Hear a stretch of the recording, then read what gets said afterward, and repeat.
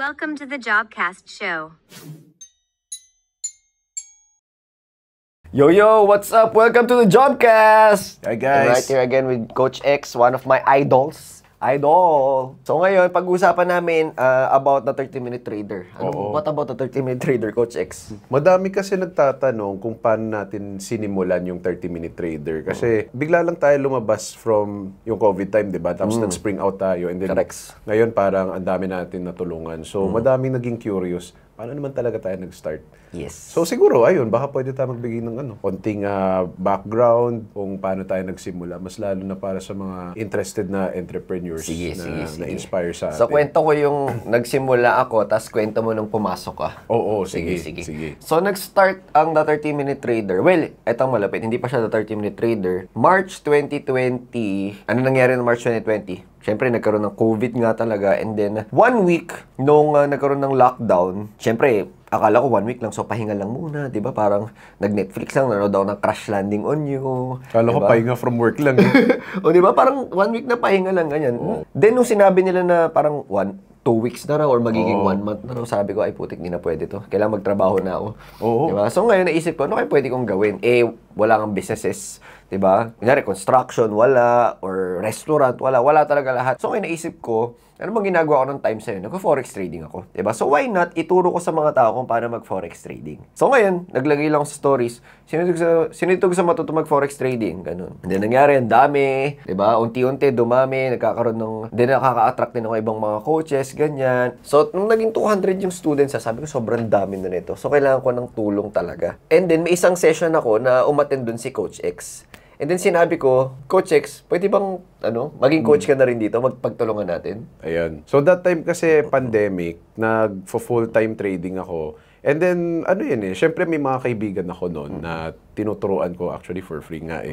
So, ayan, kaya nga nung nag-usap din kami ni Job, sabi niya, nag-propose siya sa akin na why not, instead na, mag-reach out lang ako na for free sa FB, ganyan, tapos hindi ako binabalikan, why not mag-join na lang ako sa school niya. So, yan, yung nangyari, medyo parang madami na yung estudyante, no? So, doon ako pumasok, nagtulong ako para makagawa tayo ng formal course. So, nagturo nga tayo ng free that time. So, nagturo kasi kami, yun nga, sobrang dami na. So, nisip namin nga, magkaroon ng module na from A to Z na Forex para pagpasok nila, wala silang alam. Paglabas sila, profitable Forex trader sila. So, ngayon, parang ang charge lang namin doon dati, parang 2,999 lang talaga. Mababa lang talaga muna. Kasi tinray lang namin. So, ang nangyari dyan, nung first month, kumita naman kami kasi ang dami namin naturuan ng free. Diba? Tapos, syempre, yung mga turuan namin ng free, lahat yung gusto, bumili ng course. So, parang June to yun. May May dumami na sila. Kasi parang gusto nila pa matuto ng so, nagka-community tayo noon. Pagdating ng June, ayun, naubos na yung mga tinuruan namin for free. Wala, zero talaga yung sales or negative pa nga, parang ganun. Ayun. Diba? And then, so, ang nangyari, kinailangan namin ng marketing. Yun. I think kasi yung nangyari, tinatry namin i-grow talaga yung community. Pero yun nga lang, wala tayong idea kung anong gagawin. Parang siya lalaki. Diba? Parang okay, hanggang dito lang ba tayo? Parang hindi tayo makakatulong ng tao in a wider scale kung hindi tayo marunong i-out there talaga yung Forex Limitless nun. Paano mo nakilala pala si Ots? Alala ko yun eh. So, ang nangyari, parang lang ako, nag-try akong gumawa ng webinar. So, yung webinar na yun, parang ginaya ko lang sa isang YouTuber din. Tapos, nakita niya ni Ots. Kasi parang at one time, parang ginusto rin niya mag-forex kasi wala namang ginagawa, di ba? Parang umattend siya sa isa sa mga sessions. Then sabi ko, panoorin niya to, baka magustuhan niya. Yun yung webinar na 3,000. Yung first natin. Tapos sabi niya, asan yung funnel nito? Asan yung landing page? Asan yung mga emails? So sabi ko, wala, hindi ako marunong doon. Tayo parang yung mga so wala talaga kaming alam. So ang nangyari, sabi niya, sige, mag-partner tayo. Tapos siya yung magma-market. Alala ko yun. Tapos nung pinakilala sa akin. Yes, kasi di ba yun yung talaga ni Ots, yung specialty niya, marketing talaga. Yun, so si Coach Ots pala yung natin, yung pinaka-head ng marketing, sobrang lupit niya. Siya yung brains behind the marketing ng The 30-Minute Trader. Oh, so from there nabuo tayong tatlo. Pero hindi pa siya talaga nag-take off at that time pa eh. Yung parang pinaplant pa yung seeds noon, lalo sa kumbaga, Facebook. Trial and error pa rin. Oo, yung ano nga natin noon eh, parang yung sinushoot pa natin na ads noon. Kaya ewan ko nasa hindi pa yung talagang optimized pa eh. Hindi pa nga ganun parang restrictions sa COVID, so normal naman na medyo kulang ka sa resources. Basta alala ko yun, hindi siya ganun kaganda pa, pero madami na nag-attend na rin. So, I think sa timing din yan. Sige. Tapos, ang isang lesson dun is, you don't need to be great to start. You need to start to be great. Diba? Sinimulan mo lang and then i-edit mo lang along the way. Polish ka lang along the way, 'di ba? Testing and then verify mo and then improve mo. Alala ko masaya nga tayo na nagka-isang kliyente tayo. 'di ba? Okay na sa atin 'yun. Kasi parang amazing siya na parang gumana yung ads natin for the first time. Para sa atin, para kay Ots, sanay na siya dyan eh. Pero para sa atin, wow, amazing. Cold market. Cold market. Parang di ba yung, ano ba yung ginawa natin dati? Parang free, and then kung ano yung free, sila yung pumunta din sa course. Ito, di natin kilala. Wala tayong ginawa. Kasi usually, parang gagawin natin, tuturuan pa natin for free, kailangan mabuild muna yung credibility natin, ganyan. Parang ganyan. Ngayon, parang, webinar na lang, and then automated na, kumbaga. Para at least, parang mas mabilis maka-reach out ng tao in that way. Tapos ano ba yung nangyari? Parang nagkaroon tayo ng bigger community doon sa Facebook. Facebook group pa nun. Facebook group pa. Tapos, ayun, parang tayo pa yung nagmo-moderate din, di ba? And then, alam ko, may mga students din tayo na naging exemplary, na naging coach. Correct. So, isa dyan sila Coach Jello, Coach Cares. Meron pa nga dati si Coach Jeffrey eh. Coach Jeff. Engineer. Ayun, engineer. Ayan. And then si Coach JP dati, yung pioneer natin. And then si Coach Cares, naka-second batch. Ganyan. So, isa din siya na train natin. And then naging sobrang lupit na coach. Most likely, kilalang-kilala naman din siya. And then after that, I think may mga ibang coaches din tayong pinasok din eh. Sila Coach Amir. And then after that, sila Coach Charles, Jonathan, sunod-sunod. Tapos yun, after yung community natin, di ba? Ano ba yung ginawa natin next? Sa afternoon, ang nangyari is, parang nagkaroon tayo ng isa pang marketer na para mas aggressive. Di ba? So, ang nangyari, isa sa mga pagkakamali din namin, sobrang aggressive ng marketer na yun na nagmumukha na kaming scammer. So parang, ang nangyari, messenger marketing yun eh. Tapos parang alam mo yung spammer ka na scammer. Diba? So, yun yung mga namin, yung mga pagkakamali namin.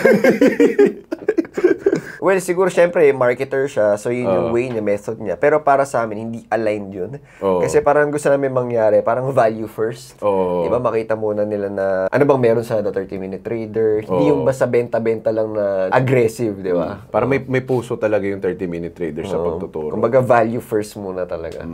Yan yung naging namin eh. So, eventually, okay naman. Nag-split naman kami in good ways. So, gets naman niya na baka hindi yan yung hinahanap natin. Correct, so, nagtuloy-tuloy tayo na slow method, pero sustainable method. Yes, So, ang nangyari dun, after mag-part ways ng marketer namin, tsaka kami, nalugi ulit kami. Bumalik kami sa negative.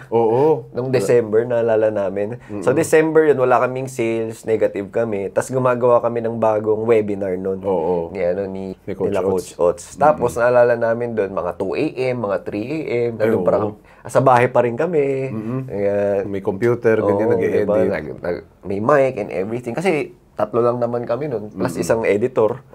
Yan. Si Midet. Midet. Shout out. Shout out, Midet. Musta? Ayan. Tapos na yung webinar, dumami na yung mga tao. Pero hindi pa siya super dami. Pero I think enough na yung sales para makabayad ng first admin natin. Correct. So si first admin natin pumasok. Basically, at least may siya yung naghahawak ng natin yung inquiries. Para makafocus tayo sa pagtuturo. So yan, at least nangyari yan. Dumami ulit and then I think may second admin pa tayo. Ayan. Tapos, para mas pa rin tayo sa pagtuturo. So, parang yung webinar natin, hindi agad nag-fly. Diba? Kasi ang naging target market namin doon ay yung mga gusto talagang yumaman through forex trading. Oo. Okay? Pero hindi pala yun yung tamang target market. Simula January to March 2021, mababa sales. Tapos ang nangyari doon, nakaka-attract pa kami ng mga, kunyari, inuutang nila yung pang-enroll Oo. nila. Get ganyan. rich quick. Ayan. O, yung mga get rich quick. Diba? Ayan. So, hindi siya okay na market kasi imbis na tinutulungan mo sila, ang nangyayari, parang last money nila, kinukuha mo. Oo. Parang ganyan yung nangyayari. Actually, there were times na may mag-i-inquire na parang mag-uutang ako muna sa kapitbahay, ganyan, para mag-ansab. Ako mismo yung nagre-reply dyan na, please wag mong gawin yan. Mag-ano ka muna, pay your debts first, and then doon ka pala mag-forex trading. Correct. Oo. Tapos, sinasabi nila sa akin, parang, gusto ko talaga yumaman, gusto ko talaga ilagay lahat ng ano. Sabi ko, kung mo ilagay lahat, save some for yourself. Wag puro ibangon mo muna yung sarili mo with something stable. Then doon ka pala mag-forex. Yes. So parang ang tina-target dapat natin is those who want to have a second income. Oo. Hindi yung i-all-in na parang casino, Usually kasi yung mga yun, parang syempre galing pandemic, walang trabaho. Oo. Gusto nila ng something na monthly. Oo. Which is hindi naman yun talaga yung forex trading kasi. Mahirap talaga maging consistent na profitable monthly. Oo. Diba? Hindi pwedeng yun yung gamitin mo pang expenses mo. Oo. You can only do that kung umabot ka sa certain level ng forex. Pero kung kaka-start mo lang, for sure hindi mo magagawa yun. Ano siya pero kasi siguro that time madaming scam and madaming nanga-hype. So akala ng mga tao everyday makaka-profit ka. Pero hindi yan yung case. There are times na siguro for mga mas experienced na alam nila yun, yung mga baka walang trade or 1 week walang trade, mga nangyaring ganyan. Tapos maybe in 1 month paminsan may talo. Normal naman yan especially kung beginner ka. Yan yung akala ng mga tao sa una, which is what we wanted to get rid of, yung ganyang klaseng mindset sana. Pero it starts with yung tamang targeting ng mga tao na, open mag-isip na pang second income ko tong forex na to. Ayan. So, I think eventually nahanap naman din natin yung target natin. Oo. So, ang nangyari, nagpalit kami ng webinar ng target market noong April 2021. Oo. So, doon namin nakuha yung tinatawag na product market fit. Diba na sinasabi nila, para makapag-scale ka ng business, bago ka mag-scale ng business, kailangan makuha mo muna yung product and market fit. Oo. Tama. Product market. So, ibig sabihin nun, syempre may product course. Ang product namin is yung Forex course. Diba? So, sino ba yung pinaka-perfect fit doon sa ginagawa namin? Yun yung sa services namin. So, na-realize namin na hindi pwede yung, sino yung mga hindi pwede? Yung mga walang pera, yung mga last money na nila. Diba? Mga utang. Oo. In-depth, hindi pwede. Yes. So, kailangan yung mga yung taong may stable na income and meron na silang savings. Oo. Okay. Basta yung mga taong walang utang. Yun, yung hindi ikakasino yung forex. Oo. Yan. Well, kasi ako naman, may utang ako na nag-forex ako. So, So, actually, hindi naman lahat ng tao kaya gawin kung anong ginawa mo. Hindi to recommended porket sinabi ni Coach. Hindi pwede kasi ibang klase na emotion and personal development yung kailangan para Pero na-stress ka. sobra, oo. Ayun. Pero syempre kailangan, kumbaga, ang tawag ko doon parang know thyself. Di ba? Oo. Alamin mo yung emotions mo, alamin mo yung sarili mo, alamin mo kailangan na naging greedy, kailangan aware ka sa lahat ng yun. So, siguro hindi talaga siya recommended, pero kung ma-pull off mo, congrats. So, nung nakuha namin yung product market fit, tuloy-tuloy na yung sales talaga. As in, palaki na ng palaki yung community. Tapos, I think yung nangyari, yan ba yung time na parang yung students gusto pa nila yung alam natin? So, they wanted more ba? Yun yung time na yun. Kasi yung pinaka TMT, yun talaga yung strategy ko, which is based sa technical analysis.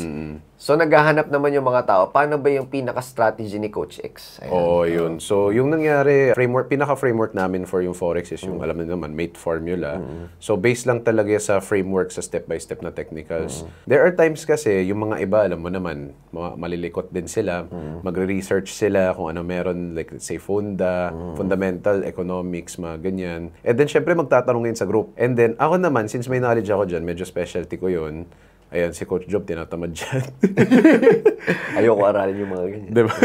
Ayun, yung gagawin ko, sasagutin ko. Tapos mamaya, Coach, baka pwede magpaturo. So ako naman parang, hindi ko naman pwede ituro yun sa comment section. Kasi for sure, yung comments matatabunan, mahihirapan din ako i-explain sa comments. So, mas maganda na i-video na lang. I think that's a time na naisipan natin, sige, why not gawa tayo ng level 2? Parang grade 2 na course. So, yun yung the advanced trader na or yung TAT natin.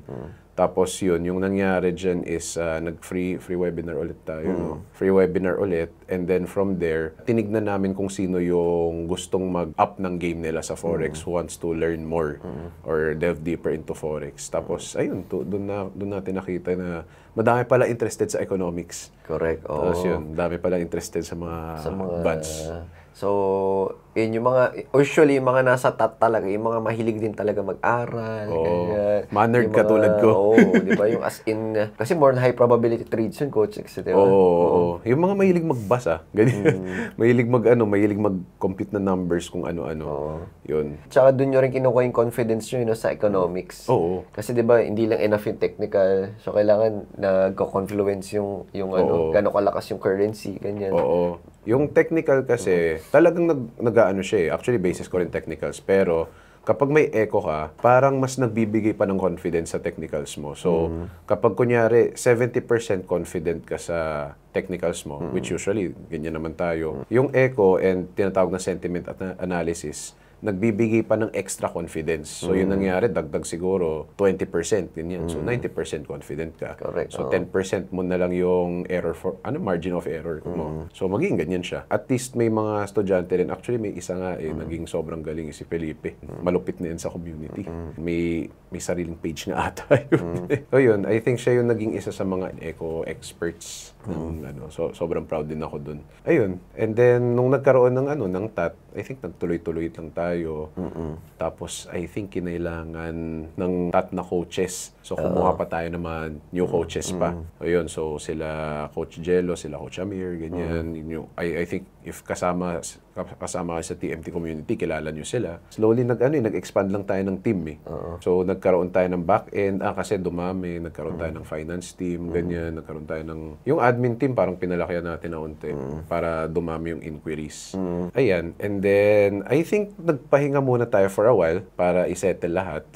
Pinalish muna yung company. Pinalish muna. Tapos yung nangyari, alam ko yung ginagawa natin, parati tayo pumupunta sa bahay mo para mag-isip na or mag-innovate kasi ADHD tayo. So ano yung ini-ADHD natin nun? Ano nga ba? Yung crypto. Oo, nag-crypto pa pala tayo. Oo, nag-crypto tayo. Paano ba natin nasimulan yung crypto course? Yung crypto kasi sobrang dami nagtatanong kung yung mate formula daw ba is pwede sa crypto. Diba? Okay. So which is tama naman, pwede naman, di ba? Pero syempre, kakaiba pa rin talaga yung ginawa natin sa crypto eh. Oo. Kasi pinaghalo natin yung TAT tsaka TMT nun. Sa mga crypto, sa crypto course. Parang alala ko that time madami nagtatanong kasi ano yung fonda ng crypto. So ako naman, na ADHD din ako, nirelate ko sa alam ko na sa eco. And then after that, pinag-aralan ko nung time na yan, meron akong period of studying tokenomics. So, doon ko na incorporate sa economics na parang matindi din talaga yung funda ng crypto. And I think that time madami nagbibigay ng crypto course. Oo. So parang pinush din ata tayo na mag-crypto. And then yun, I think madami actually yung kagandahan ng crypto at that time kasi very well-maintained na market siya. Possible nga 1 month, 50%. 2 months, nagkaka-double, more than 100%. Madaming students nga kami na nagka-catch ng moon eh. Although ngayon, medyo mahina siya. Pero if naniniwala kayo sa crypto or yung utility niya, definitely ako niwala ako kasi ginagamit ko siya. So yun, for the future. So alala ko rin madaming nag-ano din dyan. And then, madami rin tayong tinulungan dyan sa crypto. Tapos may crypto coaches pa tayo nun. Oo, nagdagdag tayo. So I think yung crypto yung last project natin bago rin tayo magpahinga ulit para maging ADHD ulit. So yun, ano ba yung naging ADHD natin next? So yung next na nangyari is parang nagtatanong naman sila. Gusto nila ng one-on-one. Gusto nila ng guidance. Diba? Tapos kasi malaki yung pera na hawak nila. Okay. Diba? Personalized coaching. Oo. So yun yung ginawa namin na yung premium talaga. Yung premium. Which is worth 200,000 ngayon. Nagsimula tayo 150K. Ngayon nasa 250K na ata siya. Oo. Alala ko yun na bine-brainstorman natin ni Ots yan. Tsaka that time, alala ko pa meron pa tayong belief na since wala pang nakagawa ng ganyan, kaya ba natin? Ayan. Tapos, kasi feeling natin malaki, di ba? magiging okay ba yung tao sa pagbibitaw ng ganyan. Pero nag-work siya kasi value talaga eh. Correct. Although mahabang yung pinagdaanan natin para yan yung premium eh. Pero I think one of the things na pinag-isipan namin kasi is how to get from zero to hero. Yung gap sa gitna. Yan yung hindi natin until later on. So parang yung ginawa natin, chinunk siya into phase 1, phase 2, phase 3, up until phase 5. And then, finilapan na lang natin yung gaps. O, parang alala ko yung ginawa natin, tinik natin sarili natin and other students as yung model natin. Kung ano sila sa, phase 0, phase up until phase 1, up until 5. Ang nangyari nun, once nalatag na yung program, alam ko yung isa sa mga naging challenges natin yan is, paano natin i-accountability yung estudyante? Yun, alala ko, pinag-isipan. Alala mo ba yun? Pinag-isipan natin yung sobrang tagal. Ay, alala mo yun, di ba? Parang may pina-attend ka sa akin na course, yung fitness course. Yung kay Cho. Ay, Cho? Yung Kaizen program. Kaizen, oo. Tapos nung parang nakita kasi natin sobrang lupit yung tracker niya. So isipin mo fitness, meron silang tracker, meron silang database na kayang i-monitor talaga lahat ng estudyante. Naisip ko, pwede kaya ito sa Forex. Tapos I think inadapt lang natin yon yung tracker. Nagpaalam naman kami kay Cho. One day ni-message ko lang, "Oy, Cho, pa-copy naman yung tracker mo." Sabi niya, sige lang. Tapos yun nangyari, hindi naman namin kinuha. Parang ginaya lang namin yung format ng tracker. And then ginawa lang natin pang Forex. And then after that, tinesting natin. I think refine from there na. So, lupit nang nangyari sa TMT, no? Oo. So, congrats sa atin. Congrats. Ay, tawag dyan. Yung phase 5 natin, si Janet, alala ko yun eh. So, right now, may mga phase 4 na kami, papuntang phase 5 na. Si Janet yung pinakauna. And siya ata yung first na nagdoble ng account. Tapos yung consistency niya is 50%, tapos 20%.